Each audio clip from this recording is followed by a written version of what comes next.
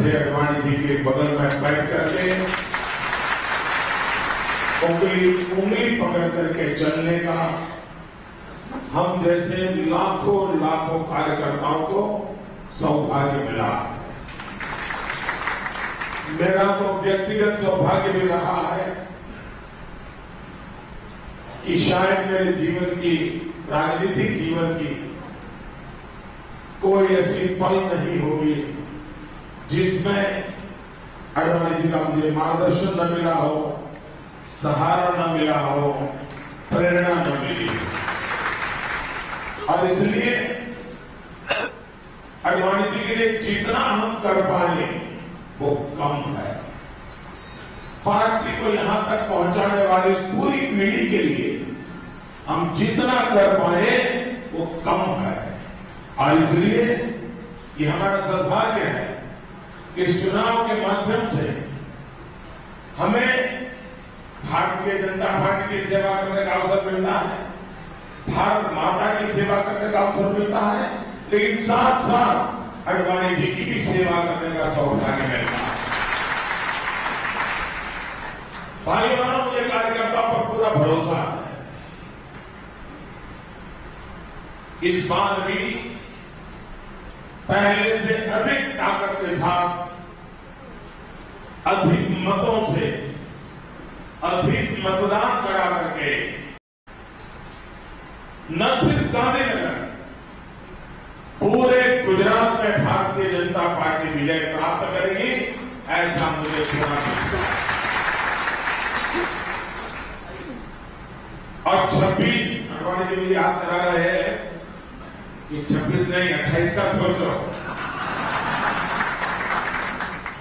दादरा नगर हवेली, दमन, सेलवास, यहां की 2 सीटें गुजराती भाषी लोग हैं, तो स्वाभाविक है एक प्रकार से 26 नहीं 28 सीटों पर भी हम लोग सरकार में पहुंचे। हमारे यहां कुछ विधानसभा के उपचुनाव भी हैं। मुझे पूरा विश्वास है कि इस चुनाव में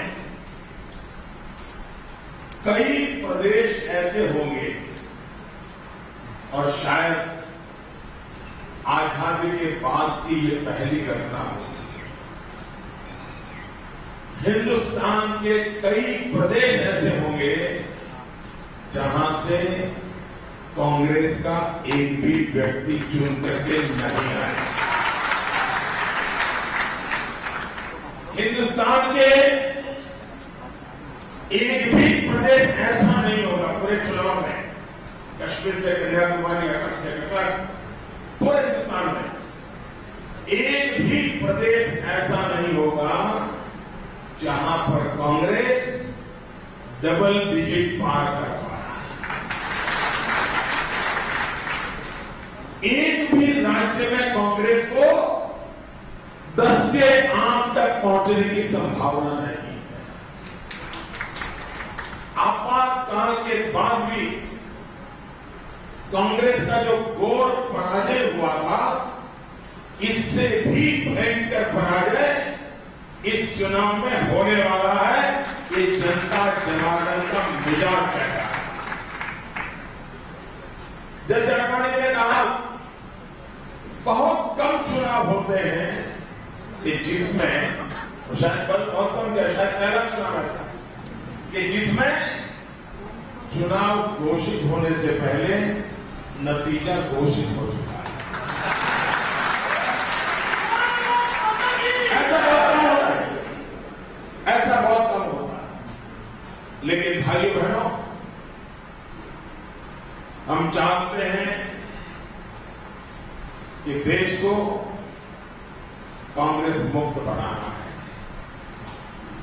देश को संकटों से मुक्त करना है, भ्रष्टाचार से मुक्ति चाहिए, महंगाई से मुक्ति चाहिए, बेरोजगारी से मुक्ति चाहिए। देश जीतना है, लेकिन हम सिर्फ लोकसभा की सीटें जीत लें, इससे मुझे आनंद नहीं होता है। क्योंकि मैं मूलतः संगठन का कार्य करता हूं। कुछ विशिष्ट परिस्थितियों में मुझे अपना वो ट्रैक छोड़ करके इस ट्रैक पर लगाया गया और चुनावी राजनीति में मेरी एंट्री हुई, वरना मूलतः तो घर तो संगठन के लिए छोड़ा, लेकिन अब एक पार्टी ने दायित्व दे दिया। मूलतः मैं संगठन का व्यक्ति हूं और मेरी सोच, मेरा जीवन संगठन से जुड़ा रहता है। और इसलिए भाई बहनों, हम कितनी असेंबली जीते, कितनी लोकसभा जीते, इससे दुनिया में तो डंका बजेगा, लेकिन मेरी खुशी तो तब होती है कि आप कितने पोलिंग बूथ जीतते हो। हमें पोलिंग बूथ जीतना है। पोलिंग बूथ का जीना हमारा, ये हमारा टारगेट होना चाहिए। कितने ही आंधी तूफान क्यों न आए, कितने ही झूठ भरे क्यों न चले, लेकिन पोलिंग बूथ में भाजपा का झंडा मैं झुकने नहीं दूंगा, ये संकल्प लेकर के हम बैठा।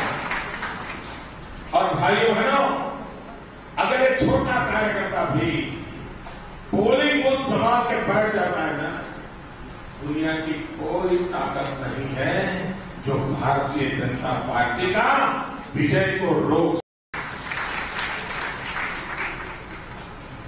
दूसरी बात है भाइयों बहनों, मई महीने में चुनाव, ये सबसे बड़ा चैलेंज होती है, क्योंकि छुट्टियां शुरू होती हैं। हर किसी को कुल्लू मनाली शिमला का मूड होता है। मई महीने की छुट्टियों में शादियां भी बहुत होती है हमारे यहां, और गर्मी 45 डिग्री से कम नहीं होती। सारी हर प्रकार से प्राकृतिक स्थिति विपरीत होती है, और उस समय अधिक मतदान कराना ये भाजपा के लिए नहीं, लोकतंत्र की पूजा करने का एक अवसर होता है। अधिकतम मतदान कराना ये लोकतंत्र की पूजा का अवसर होता है। और इसलिए भाइयों बहनों, पूरे समाज में अधिकतम मतदान, और इन दिनों अच्छी बात है, मीडिया के मित्र भी अधिक वोटिंग के लिए अपनी तरफ से कैंपेन करते हैं। बहुत बड़ी मात्रा में एनजीओ भी अधिक मतदान के लिए कैंपेन करते हैं, और कुछ समय से इलेक्शन कमीशन स्वयं भी अधिक मतदान पर बल दे रहा है। ये अच्छा संकेत है लोकतंत्र में, वरना एक जमाना ऐसा था कि अधिक मतदान हो तो उसे सबके नजर से देखा जाता था। पहले ऐसे इलेक्शन कमीशनों के काम रहे कि कहीं ज्यादा मतदान हो गया तो उसको सबके नजर से देखा जाता था। इन दिनों इलेक्शन कमीशन का रवैया है अधिकतम मतदान। मैं मानता हूं कि स्वस्थ लोकतंत्र के लिए इलेक्शन कमीशन की भी भूमिका अच्छी है, सामाजिक संस्थाओं की भी भूमिका अच्छी है, सिविल सोसाइटी की भी भूमिका अच्छी है, मीडिया की भी भूमिका अच्छी है। हमने भी इसमें उपयोगी होना चाहिए, पूरक होना चाहिए। अधिकतम मतदान, अधिकतम पोलिंग बूथ पर विजय और भारी बहुमत से अडवाणी जी को विजयी बनाना है। गुजरात और यूनियन टेरिटरी की सभी सीटों को जीतना है, लोकसभा भी जीतना है, असेंबली के उपचुनाव भी जीतना है। भाइयों बहनों, मुझे विश्वास है देश भर का मैं माहौल देख रहा हूं। मैं कल उड़ीसा में था और आज मैं अडवाणी जी के नामांकन के बाद मध्य प्रदेश की तरफ जा रहा हूं। मैं ये इसलिए कहने का मन करता है, कल मैं वैसे नॉर्मली उड़ीसा में बीजेपी माइनर पार्टी के उत्तर रही, सालों से हम लोग कोई ज्यादा नहीं करता। इस बार मैं हैरान था। कल राउरकेला में मेरी एक सभा थी। पहले भी मेरी एक बार वहां सभा हुई थी, करीब 300 लोग थे। इस बार उन्होंने सभा राउरकेला शहर से 8 किलोमीटर दूर एक खेत में रखे। वो जगह देख करके मेरा माथा फट गया। मैंने कहा भाई, मैं गुजरात का, मैं भी इतना बड़ा मैदान रखने की हिम्मत नहीं कर सकता। आपने इतने बड़े मैदान को रखने की हिम्मत कैसे? और जब मैंने वो सभा देखी, भाइयों बहनों, मैंने ऐसी सभा एक पार्लियामेंट की सीट, राज्य की नहीं, मैंने अब तक कभी कल्पना नहीं की है। वो दृश्य में राउरकेला में देखा, जहां भारतीय जनता पार्टी